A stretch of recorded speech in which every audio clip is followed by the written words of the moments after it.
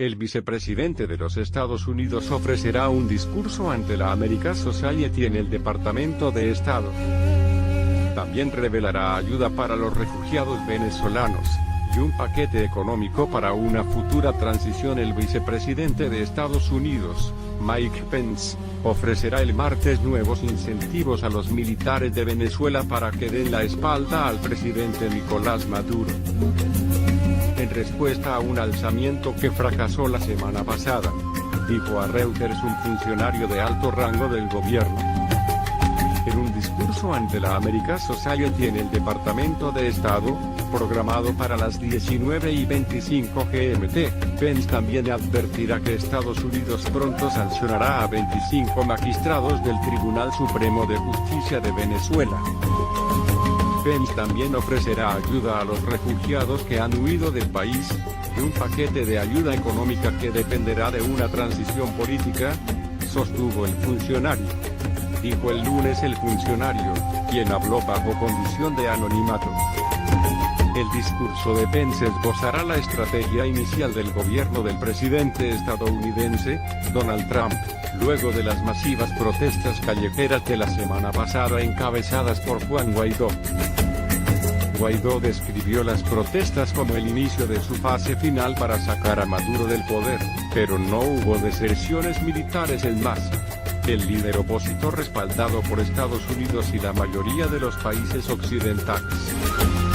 El también presidente de la Asamblea Nacional invocó la Constitución en enero para declararse presidente encargado del país, argumentando que la reelección de Maduro en 2018 fue ilegítima. Maduro, quien ha dicho que Guaidó es un títere de Washington, ha buscado demostrar que el ejército sigue de su lado, pero líderes de la oposición y funcionarios estadounidenses aseveran que dicho apoyo es débil. Pence ofrecerá nuevos incentivos a los militares venezolanos, dijo a Reuters el funcionario, quien declinó proporcionar detalles de las propuestas antes del discurso. Mostrará dónde están las oportunidades si las personas hacen lo correcto en adelante, afirmó. Pence también dará pautas sobre la nueva ayuda para los venezolanos que han huido del país petrolero, que se ha visto afectado por la escasez de alimentos, agua, electricidad y medicamentos, y un plan de asistencia económica que se ejecutará desde el primer día tras la partida de Maduro, agregó el funcionario. El vicepresidente también dará una advertencia a los magistrados del Tribunal Supremo de Justicia de Venezuela. El Departamento del Tesoro sancionó en 2017 al presidente de la Corte, Michael Moreno, y a los 7 miembros principales de su Cámara Constitucional, y ahora prepara sanciones contra los 25 miembros restantes, dijo el funcionario. Los 32 magistrados del TSJ se hundirán o nadarán juntos, agregó. Sentimos que ahí es donde se debe aplicar la presión, afirmó el funcionario. ¿Qué está pasando en el SEBIN? El temido servicio de inteligencia de Venezuela. El SEBIN se ha convertido en una pieza central de la mayor crisis de gobernabilidad que ha enfrentado Nicolás Maduro desde que, tras la muerte de Chávez, asumió el poder en Venezuela a inicios de diciembre de 2002, días antes de realizar su último viaje a Cuba para someterse a la cuarta operación contra el cáncer que le aquejaba. El presidente venezolano Hugo Chávez firmó un decreto transfiriendo el control del Servicio Bolivariano de Inteligencia, SEBIN, a la vicepresidencia ejecutiva, ocupada entonces por Nicolás Maduro, a quien días más tarde designaría como su heredero político. 7 años después, el SEBIN se ha convertido en una pieza central de la mayor crisis de gobernabilidad que ha enfrentado Maduro desde que, tras la muerte de Chávez, asumió la presidencia del país. De todas las estructuras de seguridad del Estado venezolano, el SEBIN es el órgano que hasta ahora parece haber estado más implicado en el intento de levantamiento contra Maduro impulsado el pasado martes 30 de abril por el líder de la oposición, Juan Guaidó.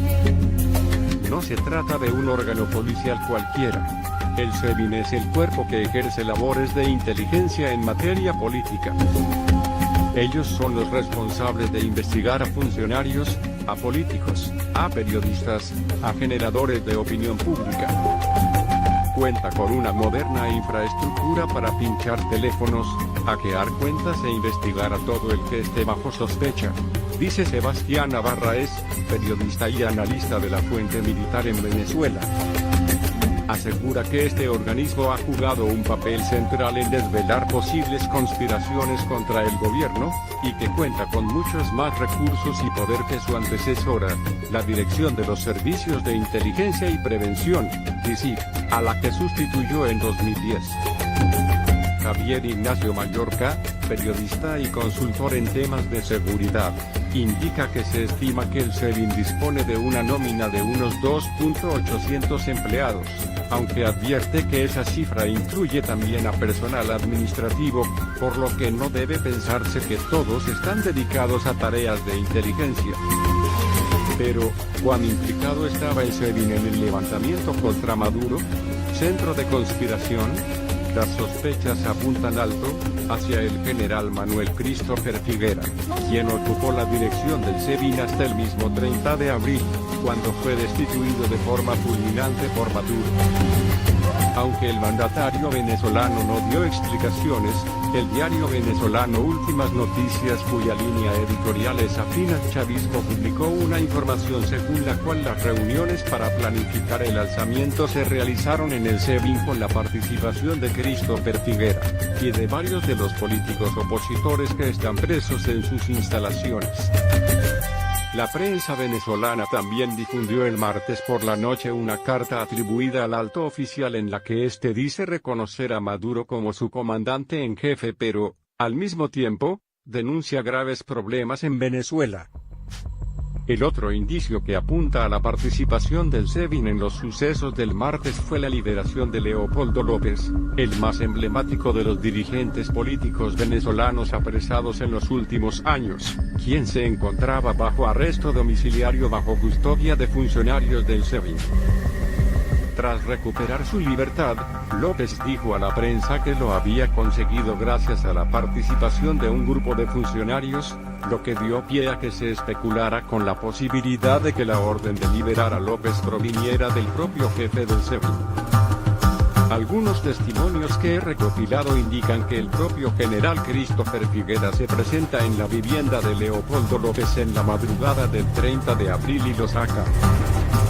De esa forma, los funcionarios que estaban de guardia pudieron despejar cualquier duda sobre la legitimidad de la orden, y luego acompañaron a López hasta la Carlota, el lugar desde el cual Guaidó anunció el inicio de la operación para poner fin al gobierno de Maduro. Este viernes, la agencia Bloomberg publicó una información según la cual la esposa del alto oficial viajó el domingo pasado a Estados Unidos. Se desconoce el paradero del exdirector del SEBIN.